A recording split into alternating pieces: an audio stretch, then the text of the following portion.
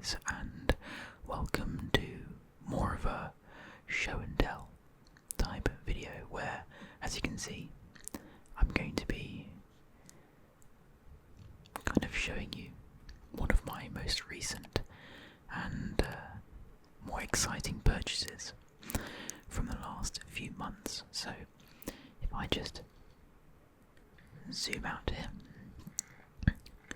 using my brand new camera, I hope that you like the picture quality. I think it comes out quite nicely. We're going to be taking a look. Let's move my chewing gum. In fact, maybe I'll pop this open and I can chew some.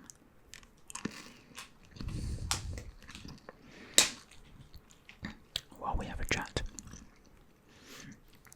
let me know if you prefer to have chewing gum or no chewing gum. I know that for some, chewing sounds are not very nice, and if that's the case for you guys, then of course I can remake this video. But we're going to be taking a look at this wonderfully illustrated version of Harry Potter and the Philosopher's Stone.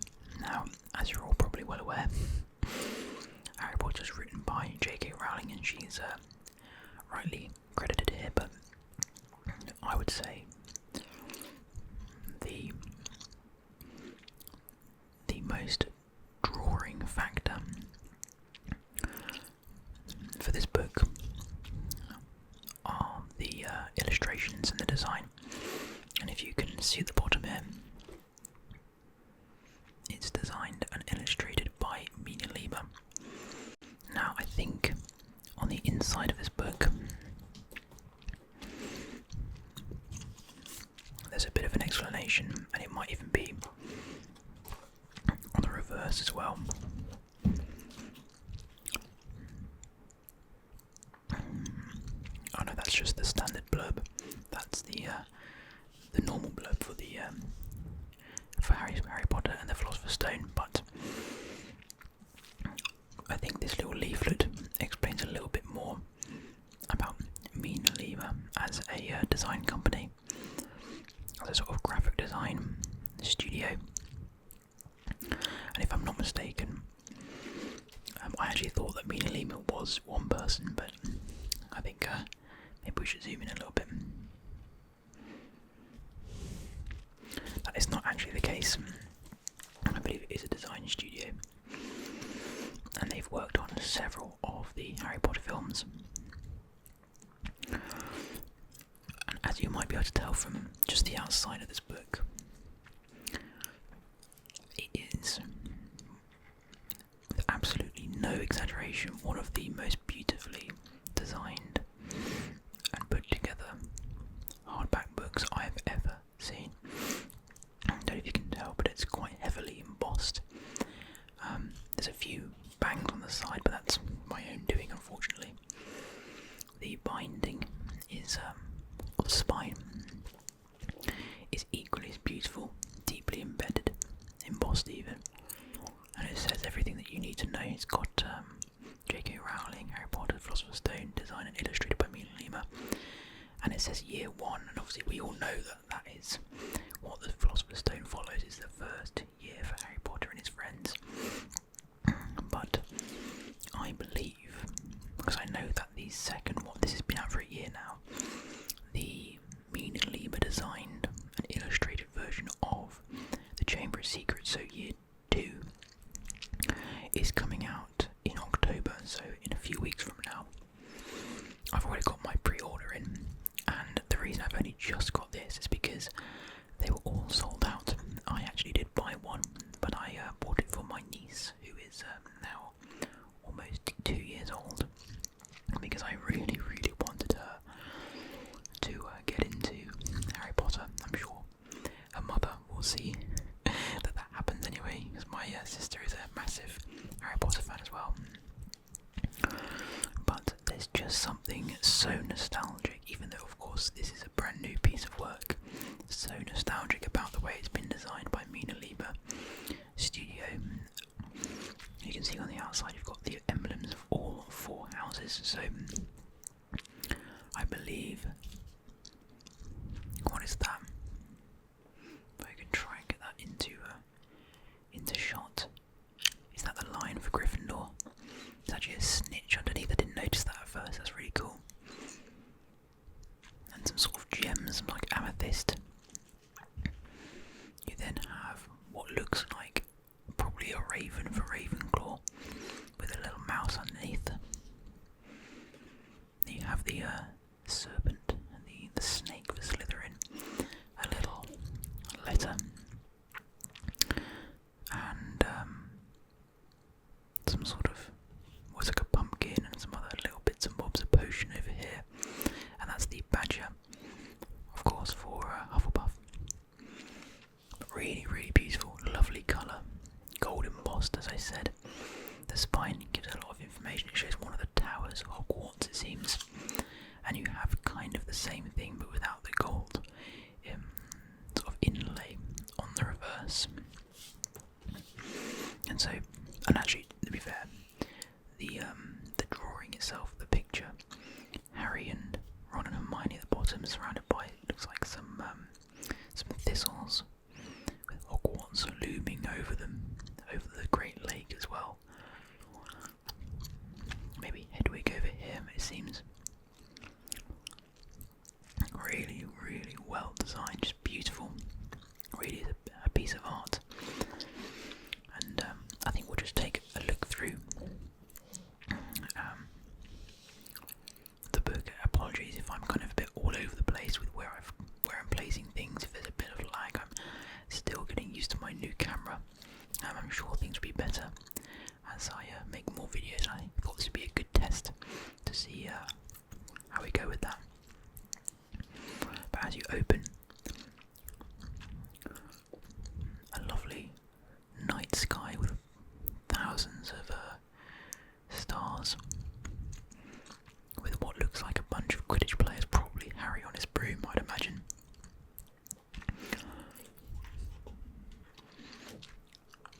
But I believe, from what I saw, that it's the inside of the book that really captures the imagination. Apologies for my kind of injured thumb. I do bite my nails a lot while I'm working. So this is Harry Potter and the Philosopher's Stone, of course. It's got the lovely Hogwarts emblem. All the rest of the books that are associated with J.K. Rowling. On our kind of first page, introducing Harry Potter and the Philosopher's Stone, with a lovely quill, which I think is probably quite suited to MinaLima. I'll tell you what I did actually. So my niece's, my sister's firstborn, if I can put it that way. Sounds like something out of Game of Thrones, but it's my first and currently only niece or nephew. She was born just under 2 years ago. Her birthday is in October. I think it's the 13th or something. And these are released in towards the end of October, so it's really, really well suited to as a present. And the way I've done it is I've bought each one and then just in the inside put a little inscription for her, so that when she grows up and can start to read and appreciate these types of things, it's just quite a nice little memory for us. Of course, she's a bit young for these things at the moment. I don't think she's even had a chance to have a look at it. I think my sister took this and immediately took it out of arm's reach. Otherwise they'd probably be destroyed by now. So I think that's the standard entrance, isn't it, for Jessica, who loves stories, for Anne, who loved them too, and for Dee, who heard this first one by J.K. Rowling. I don't actually know what that refers to. I'm sure somebody's looked into that. So this is our contents page. Gosh, I've got to try and get a better understanding of where to place things in relation to the camera. These are all our chapters. So I believe that the Philosopher's Stone, as a hardback or just a standard version, is actually quite a short book. I don't think it's much more than 200 pages. But obviously, with all the illustrations that MinaLima has put into this, you can tell from the first page just why it's such a big book. I mean, this is probably 2 or 3 times thicker than the standard versions. So I'm not going to read any of the book because I don't think I'm actually allowed to by copyright law. But this just gives you a beautiful, beautiful understanding of what they're trying to do and how they're trying to illustrate it. So it looks actually quite a surprising first page because famously Harry Potter starts introducing the Dursleys and how normal and non-magical they are. So I thought it would have been more of a dull first page, but I guess that's not really particularly fun. So they've kind of shown a bunch of witches and wizards at the bottom near a standard UK traffic light, and they're sending up a bunch of whistles and flares into the sky, which is quite nice and pretty and colourful. All the while talking about the normality that Dursleys hope to live.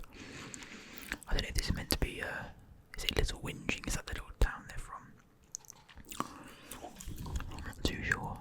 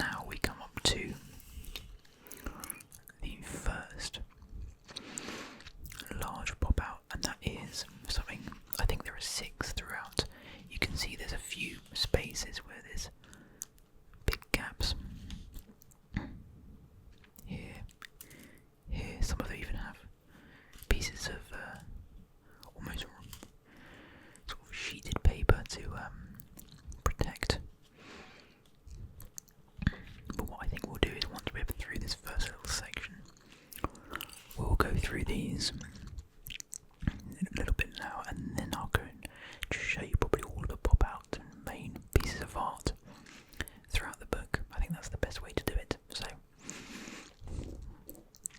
I'm not too sure what we're looking at here. So Hagrid's just about to arrive by the looks of it, by reading the story there. Maybe this is actually the Deluminator. We've got a piece of card, piece of protective card. I'll make sure to put that back in when we're done.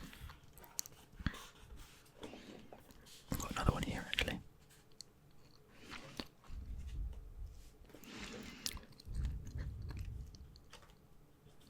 Make sure not to damage anything.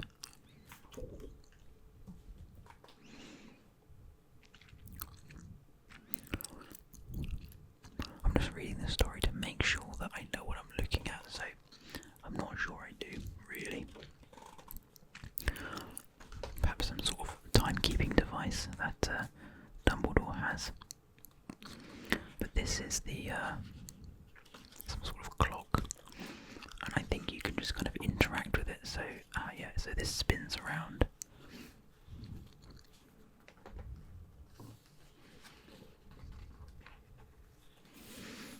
So if I try and use one hand to show this one moves around like that, but the internal one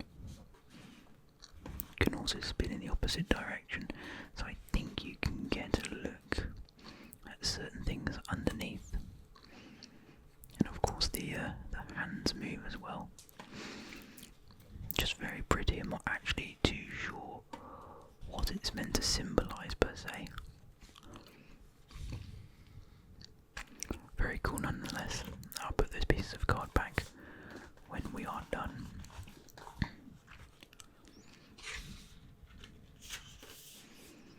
That must be some sort of magical watch that's owned by Dumbledore that I'm forgetting about. So Hagrid arrives, yada yada yada.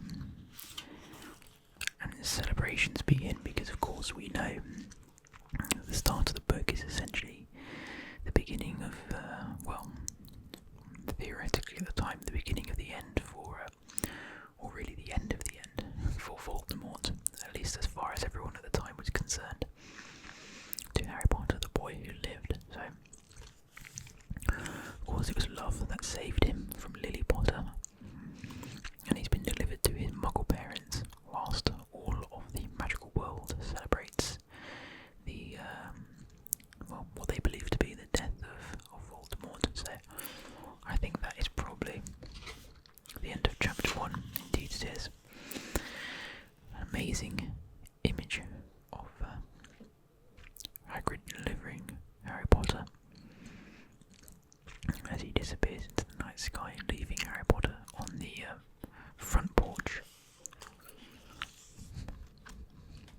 on Privet Drive. So, oh, it's a lovely picture of Harry there, isn't it? Under the stairs with his round glasses and messy black hair, which is not really depicted quite so accurately in the films, I believe. Of course, he's meant to have green eyes as well. All of Dursley's Christmas presents, or birthday presents, should I say. Pictures of cats that Aunt Petunia has put on the walls.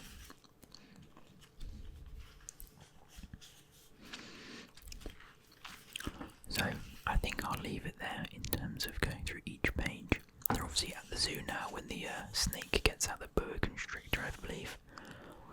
Actually, might be wrong. And let's skip to the next pop-out. I think I will leave it after this next pop-out because I don't want to ruin it for anyone who wants to buy the book for themselves. If you want me to do a part 2 of this, I obviously can. But we're obviously at the stage now where the Dursleys are denying Harry's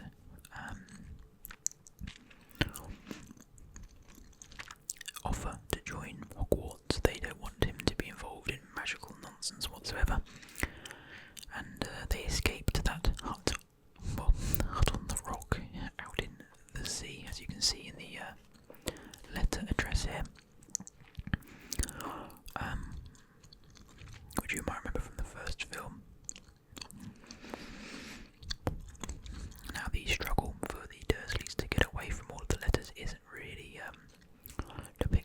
quite as strongly or discussed as much as it is in the books from memory, but they do get to this hut on the rock out in the middle of nowhere, where Hagrid obviously eventually finds them, and it's on Harry's, I think, 11th birthday that he receives this letter. You can see him there in the window as he celebrates his birthday.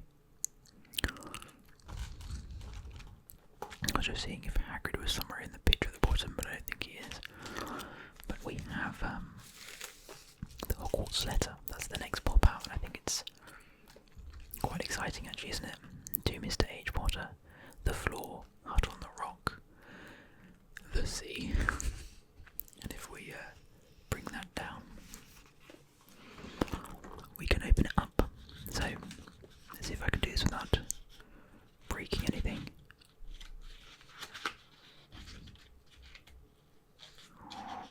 See, this is the issue of doing it with one hand. Tell you what, I might have to cut and have a look myself. Dear Mr. Potter, we are pleased to inform you that you have a place at Hogwarts School of Witchcraft and Wizardry. Please find enclosed a list of all necessary books and equipment. Term begins on September the 1st. We await your owl by no later than 31st of July. Yours sincerely, Minerva McGonagall, Deputy Headmistress. And of course we have the Hogwarts seal. Hogwarts School of Witchcraft and Wizardry, Headmaster Albus Dumbledore, Order of Merlin First Class, Grand Sorcerer, Chief Warlock, Supreme Mugwump, International Confederation of Wizardry. And then finally on the other side, we have all of his equipment that he needs to get from Diagon Alley. His uniform, his books, and other equipment. Now, let me set this down and try and fold it back up.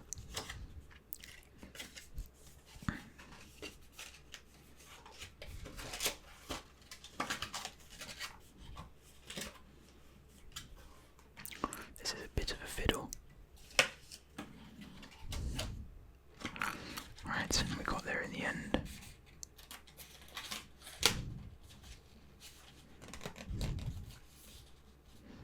And that folds back up like that. In fact, I will put all of the protective sheets back, because I know what I'm like.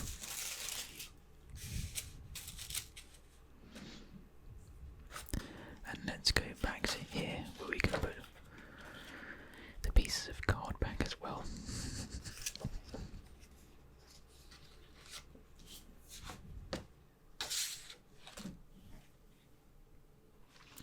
But I have to say, guys, I absolutely love pieces of merchandise like this.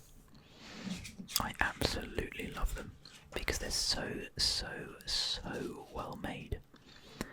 This is exactly the type of thing that I would happily spend tons and tons of money on.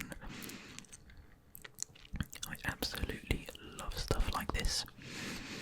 I could spend hours and hours looking and reading through. I'd happily read the book once again, probably for the 6th or 7th time in my life. I read it so many times as a young kid. And as a kid, having